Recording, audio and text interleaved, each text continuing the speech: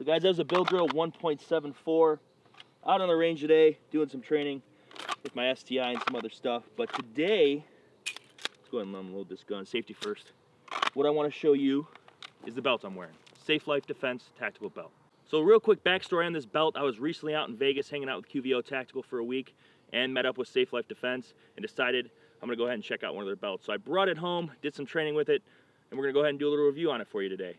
Number one thing I like about this belt compared to other belts on the market is how rigid it is, but it's not too rigid to the point that it's just a massive block on your stomach around your waist. And that's one of the things when I talked to Safe Life Defense about their belt is that's what they were going for. They didn't want that really, really rigid belt, but they didn't want that belt that kind of was flimsy. They like to meet in the middle, and that's what they did here with this belt. So with the Safe Life Defense Tactical Belt, tactical I know, but with their belt, it's a two-piece belt. You got an inner belt as well as an outer belt, which is super cool.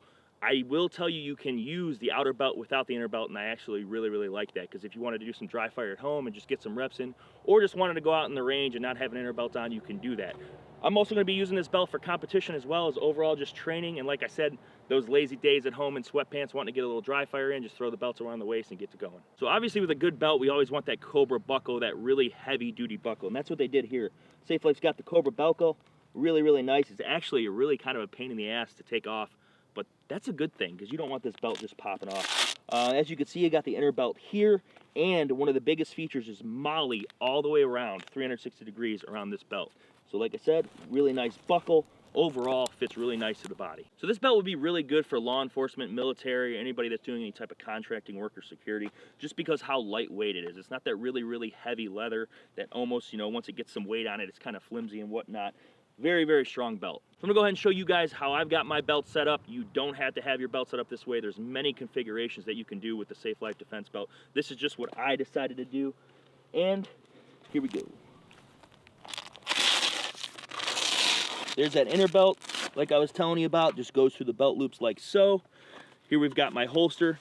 And what I really like about the Safe Life Defense belt as well, there's a lot of things, I mean, let's be serious here, is that a lot of these belts on the market with the Safariland QLS Fort and attachments, there's a lot of movement in your holster. So it's kind of going up and down and right and left. This is very hard to get on, but not too hard, but it stays where you want it.